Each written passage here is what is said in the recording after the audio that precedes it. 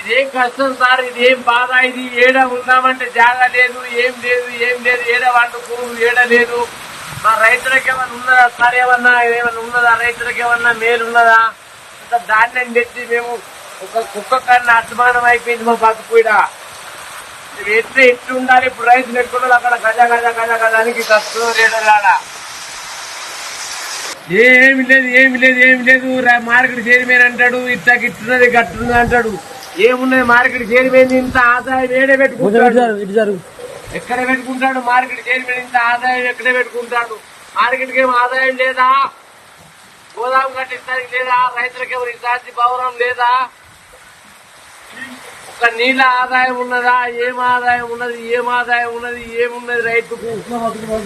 ఇంత కష్టపడి ఇంత పండించి ఎన్నో కష్టాలకెళ్ళి మేము వీడికి వచ్చి తెచ్చిపోతే మాకు మన్ను గట్టి అవుతుంది. మమ్మల్ని కుక్కకున్న ఇల్లు ఉన్నది, కుక్కకున్నది ఇల్లు కానీ మాకు ఇల్లు లేకుండా చెప్తున్నాడు రైతుకు.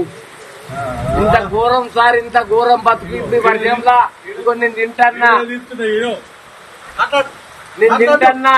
తినంగా ఇలా వర్షం కొడితే రేకుల కింద చూసేవు రాయిడా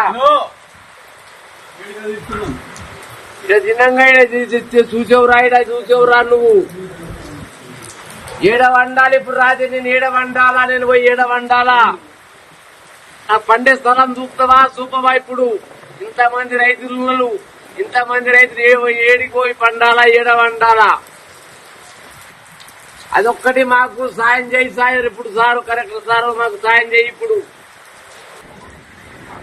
మరి అది కూడా మీ దేవు, మీ పుణ్యము, మీ దయా, మీకు ఇష్టం ఇచ్చినట్టు ఏది సార్. ఇక మీ దండం పెడతా, ఈ పాదాలకు వందనాలు దండాలు పెడతా. కానీ సారు ఈ బతికిన దానికన్నా లాభం లేదు.